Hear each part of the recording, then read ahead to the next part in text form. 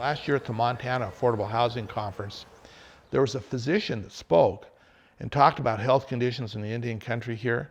And he said he has a patient, a little 12-year-old boy, he's treated for 5 years. And he said, I could write a prescription to solve, he has asthma. He needs a mole-free house, but the tribe cannot provide it for him. So the family, if they could afford to, would move somewhere where they could live in a house mole-free. Right now, that's not an option for them. That doesn't seem right.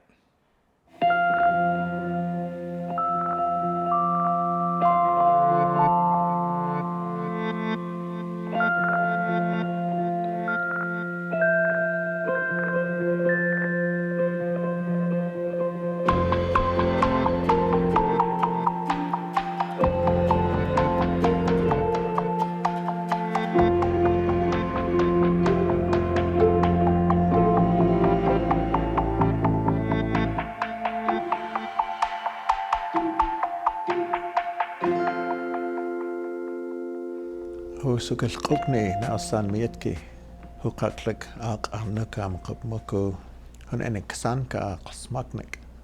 The Confederated Salish and Kootenai tribes are from the Flathead Reservation, which is 1.2 million acres situated in the northwest part of Montana and on the southern half of Flathead Lake. We have 8,000 tribal members, of which about 5,000, I believe, live on the reservation.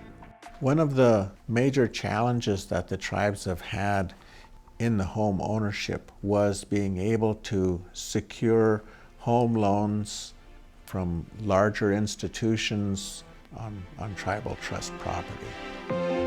So we decided to move from tribal housing.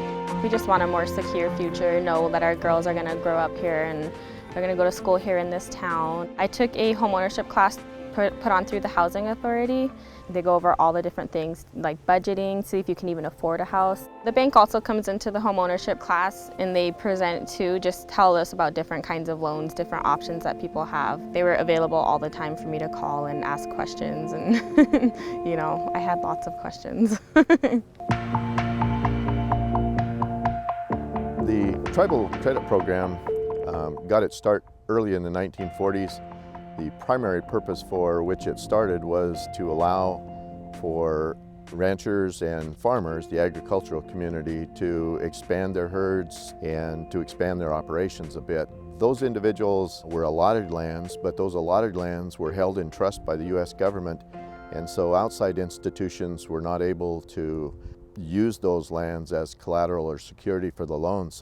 The tribal government then established the Tribal Credit Program, which was able to use those properties as mortgage, and therefore we got a start in lending to individual tribal members. In the 1950s, and that program really expanded into individuals wanting to buy homes, to buy land, to build homes, and that has grown ever since.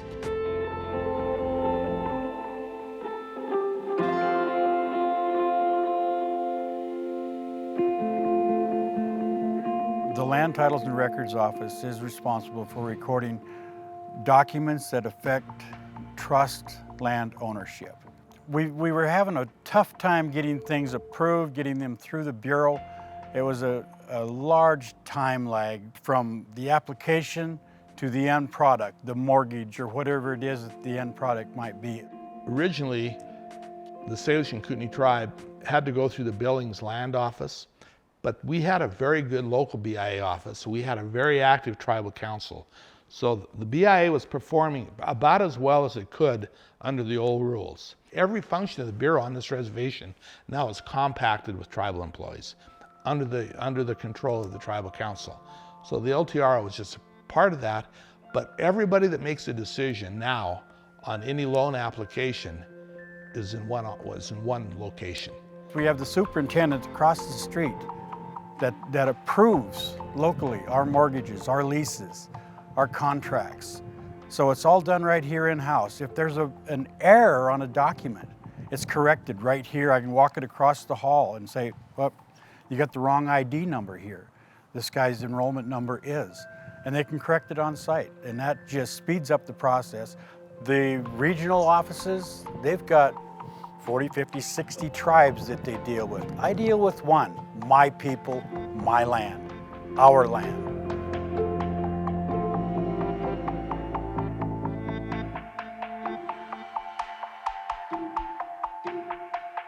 The Housing Authority was established by the Confederated Salish and Kootenai tribes back in 1963. We have 6 departments, we have 70 staff. We are essentially town hall for the Confederated Salish and Kootenai tribes. All services and programs are housed here. After the advent of NAHASDA, to continue our home ownership efforts, decisions made here by our board and our executive director at the time was to establish our own homebuyer program. We titled the program the Flathead Finance Program. And in that program, we provide all kinds of counseling services, down payment assistance, buy down assistance, foreclosure prevention, a match savings program. Our partnership with NeighborWorks Montana has created opportunities for us for home ownership education classes.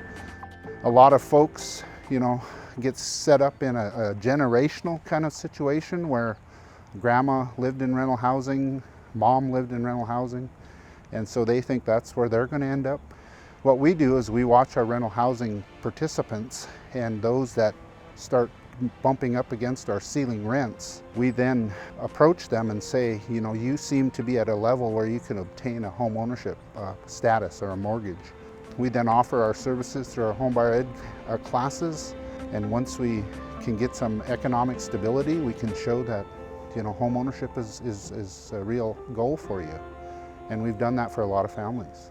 That is all built on the backbone of the tribe and its efforts under sovereignty for years have really pushed and led by example through our tribal leaders to show that, anybody that had the capabilities of being a homeowner should aspire to be a homeowner.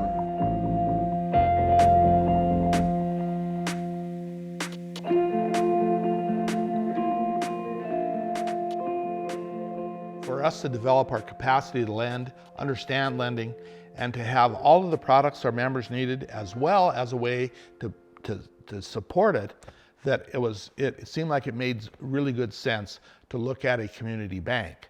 We actually had a company come in and evaluate the tribe as a bank owner. Does it make good business sense, or is it just a trophy? Does it make sense for the tribe to pursue a bank?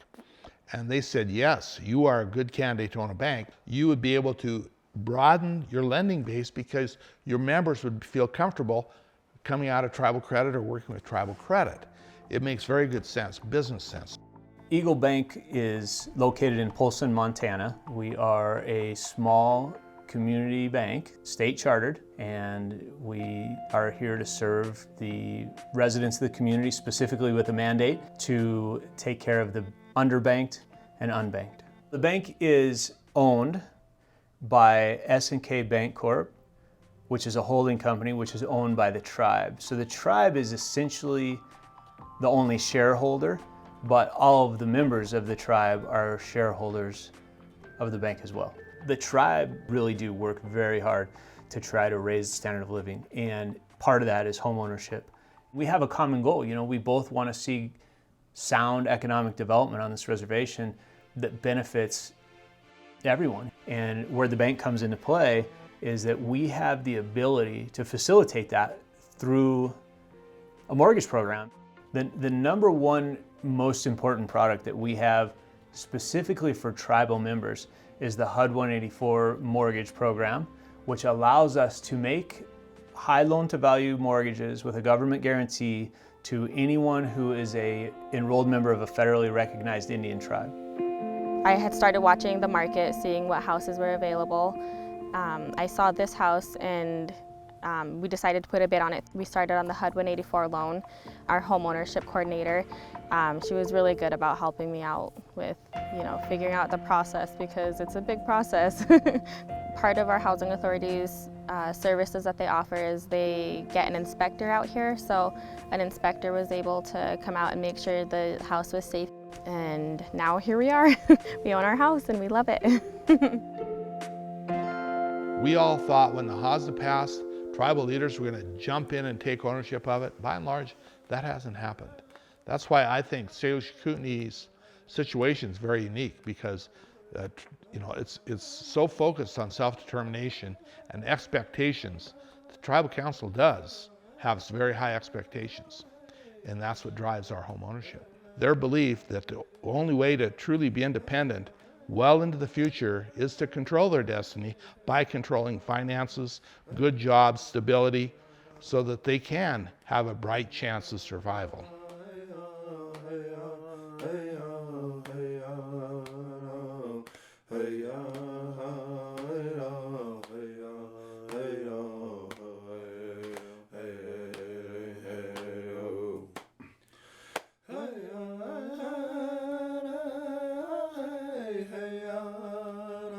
Hey,